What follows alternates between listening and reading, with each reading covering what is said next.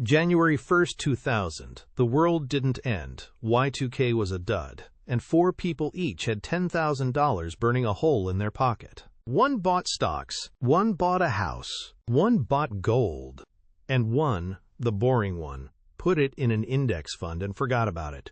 25 years later, those four decisions produced four completely different lives. One of them is worth $93,000. One is worth $63,000. One needed a second job to survive the first decade. And one, the one everyone laughed at, is quietly the most sensible choice you can make. This is the quarter-century wealth duel, and the winner is not who you think. Let's go back to January 2000. The dot-com bubble is at its peak. Everyone is rich on paper. Your neighbor quit his job to day trade. The S&P 500 just had one of the greatest decades in history. The 90s returned over 400%. Real estate is steady, boring, and reliable. Gold is the thing your grandparents buried in the backyard. And index funds. Well, John Bogle invented them in 1976, but Wall Street still thinks they're a joke. Four assets, four investors, each with exactly $10,000. No more deposits, no panic selling, just hold.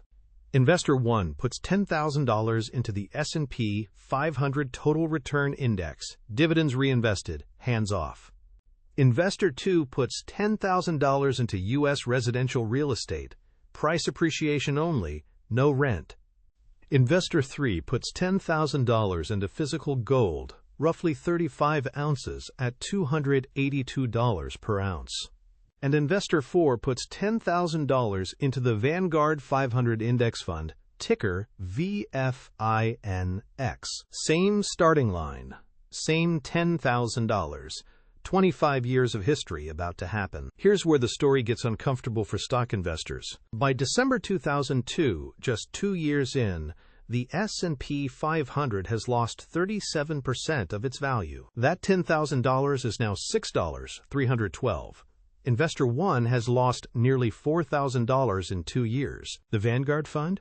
$6,227, essentially the same destruction. Meanwhile, Investor 2, the real estate person, is sitting at $12,715, and Investor 3, the gold person, has $12,152. The stock investors are down, the boring assets are winning, and nobody on CNBC is talking about it. Then 2008 happens. By March 2009, the S&P 500 has cratered to $5,150, half gone. $10,000 has become $5,000 over 9 years. That's not investing. That's a nightmare. But here's where it gets interesting. Gold at the same moment, March 2009, is at $32,441. The $10,000 gold investment has tripled, while stock investors lost half their money. Real estate? The housing crisis has hit, but Investor 2 still holds $14,330. Still above the starting point. At the end of the lost decade, the scoreboard looks like this. The stock investor is sitting at $5,150, down 48% over 9 years. The index fund investor, $5,095, almost identical devastation.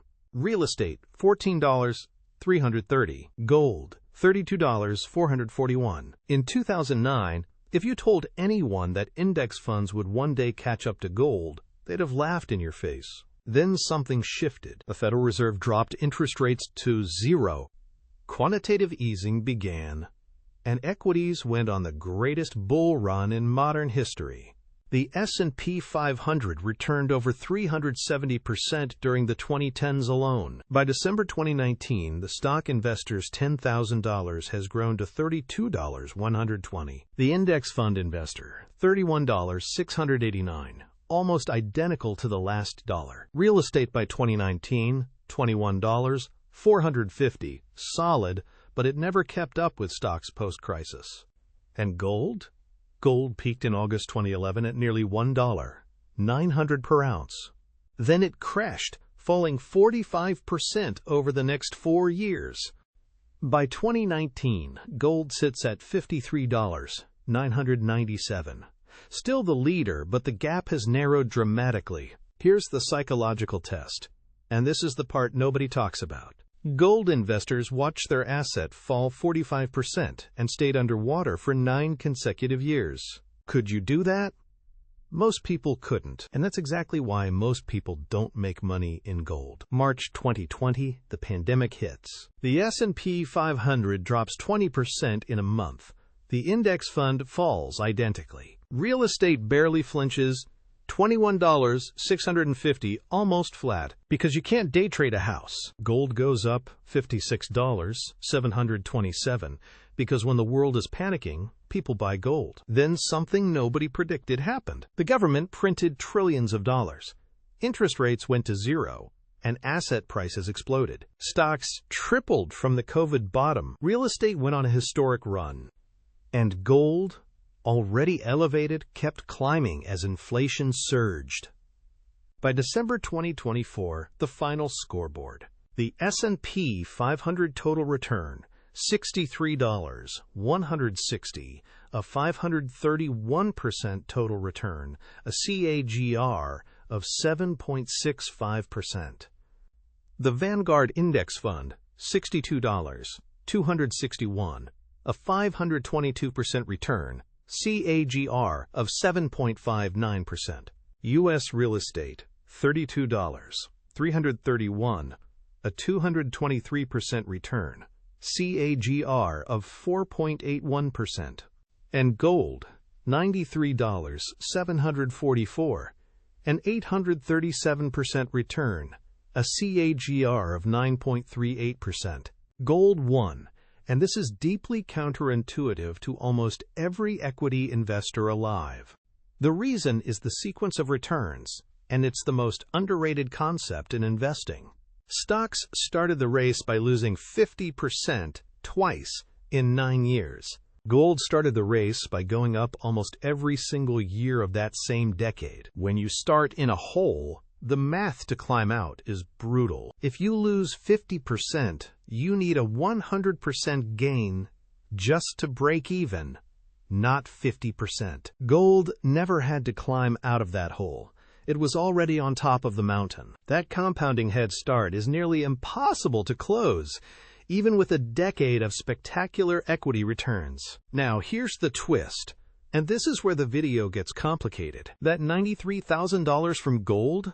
That's the gross number, before the government takes its cut. The IRS classifies physical gold as a collectible, and collectibles are taxed at 28%. Not 15% like stocks, 28%. On top of that, storing physical gold costs money, roughly 0.50% of its value per year. And dealer spreads, buying and selling physical gold, eat another 4%. After storage, spreads, and the 28% tax, physical gold's after-cost value drops to $62,344. The GLD ETF version, after its 0.40% expense ratio and the same 28% tax, ends at $63,784. Now let's run the same after-tax math on stocks and the index fund. The SPY ETF carries an expense ratio of just 0.0945% per year. After the 15% long-term capital gains tax, the S&P 500 investor nets $55,186. The Vanguard Index Fund nets $54,420 after tax, slightly less due to historically higher fees. Now the after-tax scoreboard looks very different. GLDETF, $63,784, after-tax CAGR of 7.70%. Physical gold, $62,344, after-tax CAGR of 7.60%. S&P, $555,186, after-tax CAGR of 7.05%. Vanguard VFINX, $54,420, after-tax CAGR of 6.99%. Gold still leads after tax, but the margin has collapsed from $30,000 to $8,000. But here's what nobody in the gold vs stocks debate is telling you. The real estate investor in our simulation didn't use leverage, and that changes everything. What if that same $10,000 was used as a 10% down payment on a $100,000 property? The mortgage rate in January 2000 was 8%, a 30-year fixed loan, monthly payment of $660. The property appreciates from $100,000 to $323. 318 by 2024, following the Case-Shiller Index. After 25 years of payments, the remaining loan balance is roughly $28,000, leaving $295, $318 in equity. The gross return on that original $10,000 down payment is 113%, a CAGR of 14.73%. That makes leveraged real estate, on paper, the absolute winner of this entire race. But on paper is doing a lot of work in that sentence, because that 8% mortgage rate in 2000 meant this property was cash flow negative for years. In year one, the investor was losing $1.874 per year. They had to inject cash out of pocket. Add property management at 10% of rent, capital expenditures, the roof, the HVAC, the plumbing. Now, cumulative cash flow over 25 years swings from positive $26,000 to negative $37,944. The investor had to inject $37,944 in cash top-ups over 25 years just to keep the property running. Total capital invested, not $10,000, but $47,944. When you measure return on total capital invested, the net CAGR on real estate drops to 7.55%. That makes leveraged real estate neck and neck with the after-tax index fund.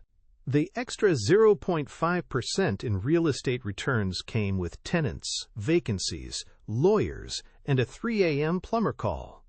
Now let's talk about what nobody tells you about real estate appreciation without leverage.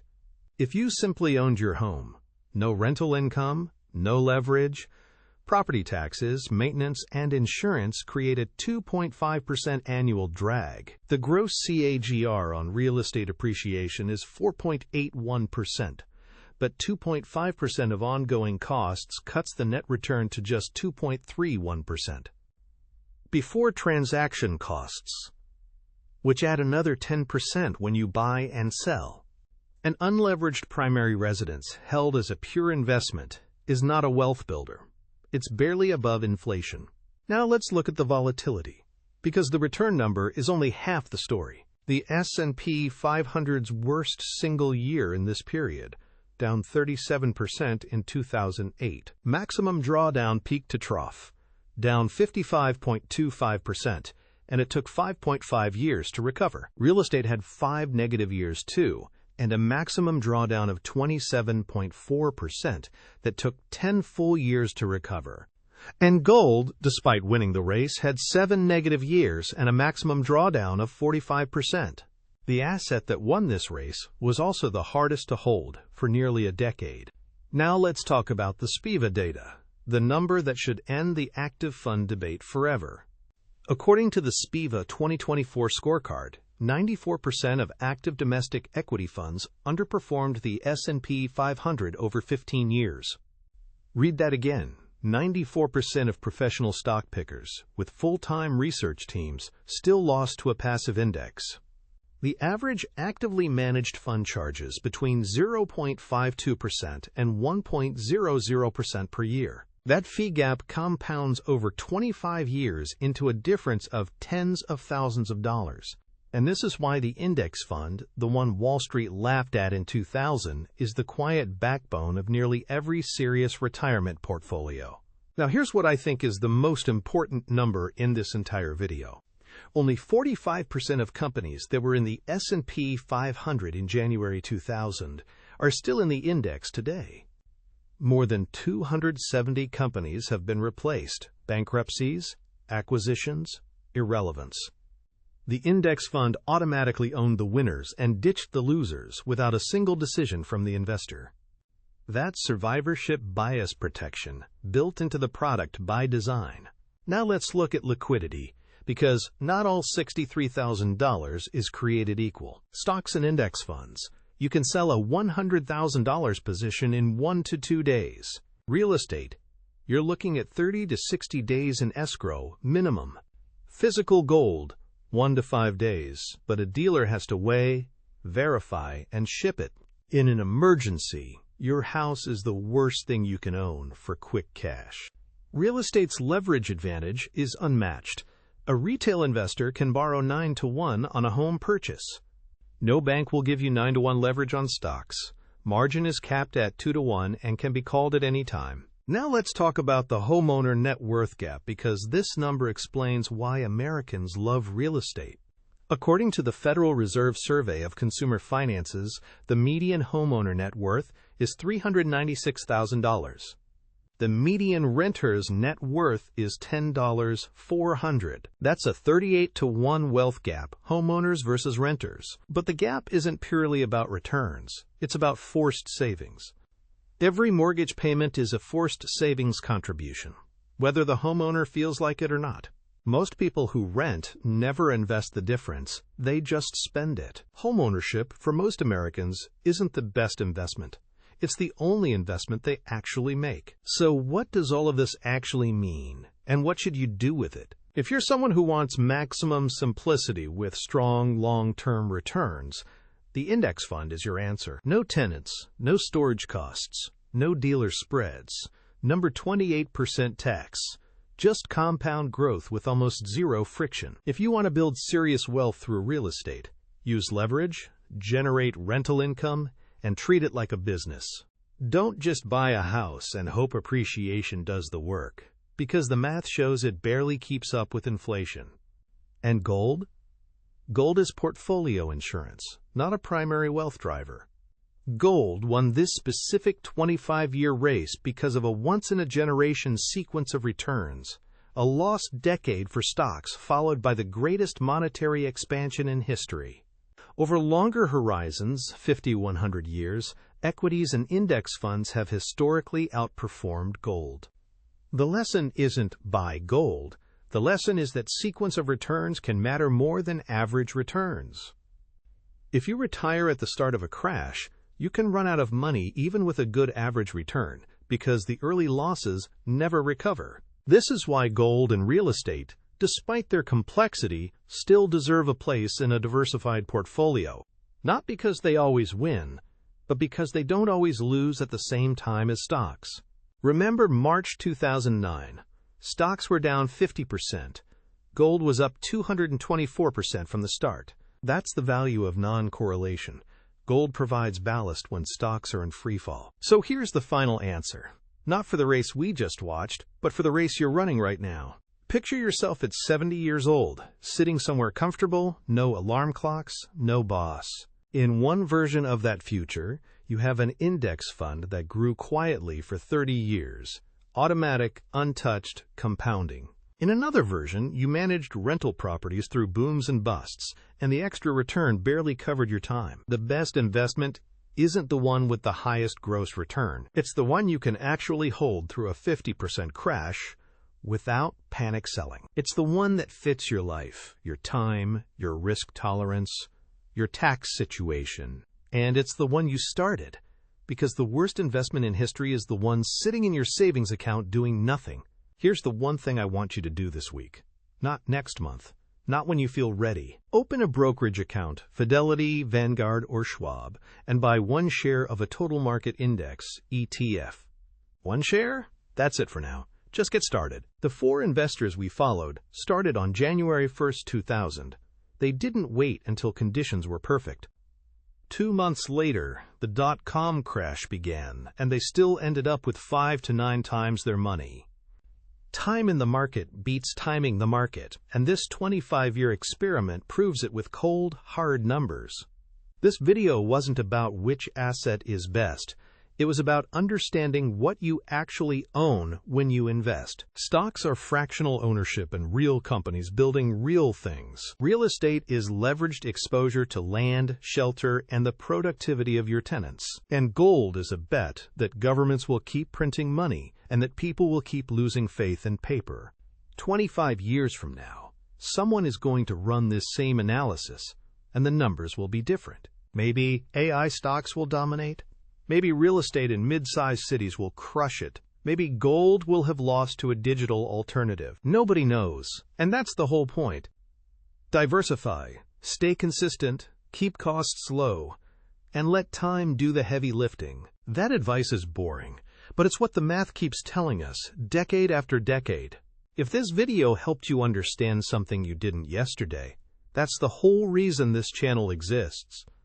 Traditional financial media won't run a 25-year simulation with after-tax math. It's not flashy enough to sell ads. This channel exists to show you the real math, the numbers that actually affect your life, not the numbers that get clicks. If that's what you're looking for, subscribe, because we do this every week. Next week, we're going to run this same $10,000 experiment, but starting in 2010 instead of 2000. The gold story completely flips, and the index fund does something nobody expected. The math might change everything you think you know about which asset class wins in the modern era. See you next week.